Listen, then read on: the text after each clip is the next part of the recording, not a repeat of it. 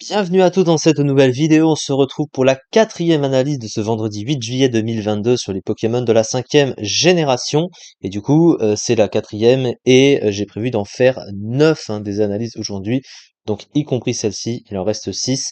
Du coup, on va partir tout de suite et c'est donc Gigalith qui est le Pokémon de cette vidéo. Gigalith est l'évolution finale du coup de Géolith et Nodulith, un Pokémon de début d'aventure globalement. Alors du coup, qu'est-ce que c'est en stratégie? Il possède tout d'abord le type roche pure. Et le type roche en stratégie, c'est un type qui paraît très fort en apparence, mais qui a beaucoup de soucis en stratégie. Déjà, il faut comprendre que c'est un type très orienté, hein. On va le voir d'ailleurs au niveau des statistiques, mais déjà au niveau de la synergie, défensivement, le type roche possède énormément de faiblesses, hein, c'est un peu son problème, hein, évidemment. 5 faiblesses au type eau, combat, plante, sol et acier. On reconnaît deux des trois types super efficaces sur le type acier notamment, le type eau étant très gênant aussi. Et à côté, il a quatre résistances, bon pour certains à des types qu'on voit très rarement haut dans les tiers, genre les types normal et poison. C'est pas des types offensifs très courants. Les résistances feu-vol sont toutefois pratiques, mais voilà, le type roche a quand même beaucoup de faiblesses.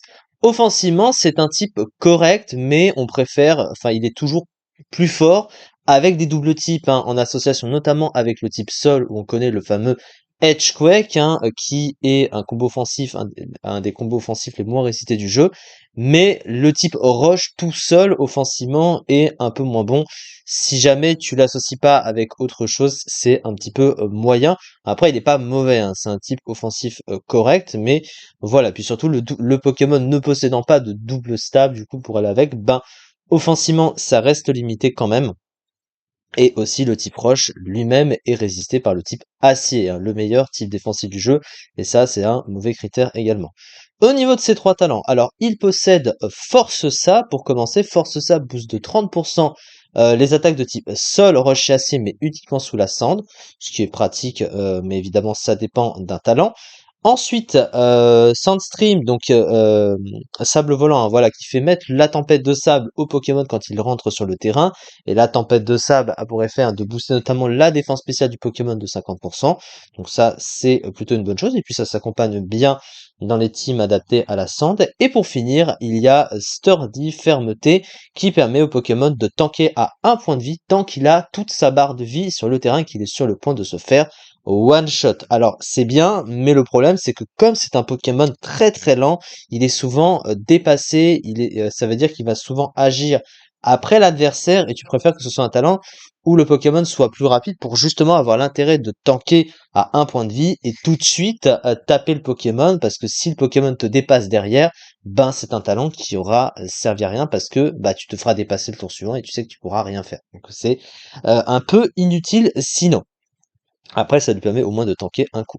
Mais tant qu'il a toute sa barre de vie, évidemment. Alors, au niveau de ses statistiques maintenant, alors comme je viens de le dire, le type roche est assez orienté. En général, c'est toujours une bonne base de stats sur le physique et un peu moins bonne sur le spécial, tout en étant très lent. Et c'est exactement la même chose. C'est pour ça que les types roches sont assez moins vus, hein, et c'est mauvais en stratégie, en additionnant aussi leur nombre de faiblesses, hein, qui est évidemment énorme.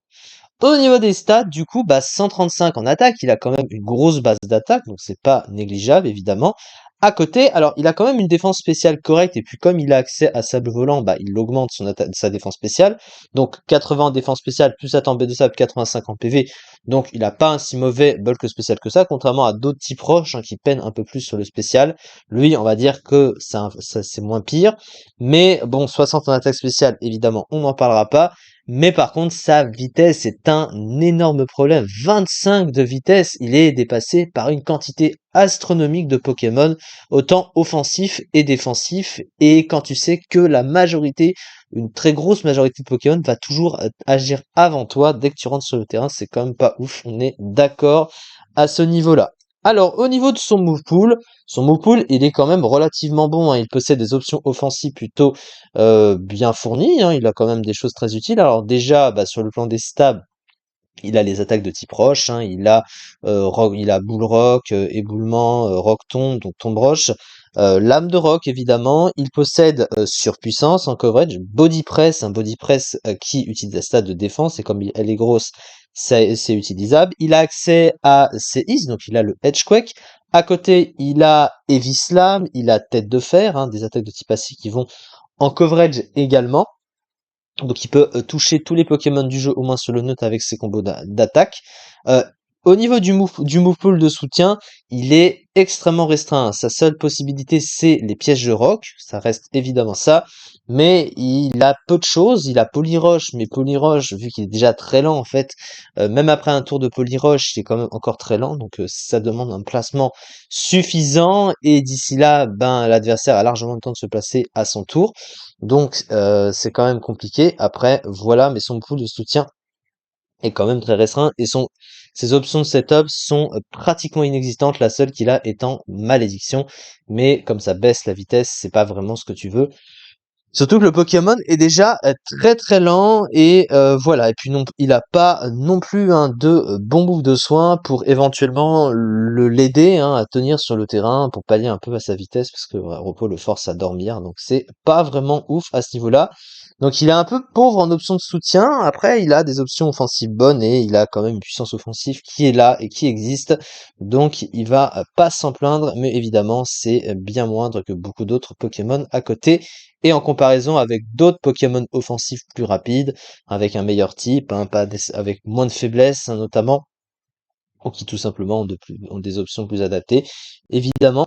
Alors du coup, une attaque et une défense excellente, de bons PV et une défense spéciale correcte, le très bon talent Sable Volant lui permettant d'amener la tempête de sable et d'augmenter sa défense spéciale, un type globalement médiocre défensivement qui lui octroie une faiblesse à des types courants dans le tiers comme le type eau, sol, plante et combat, et concurrencé par Rhinastock. Et Rhinastock, sa particularité, c'est qu'il a le type roche et sol, donc lui il a le stab sur le edge quick, donc c'est déjà mieux offensivement.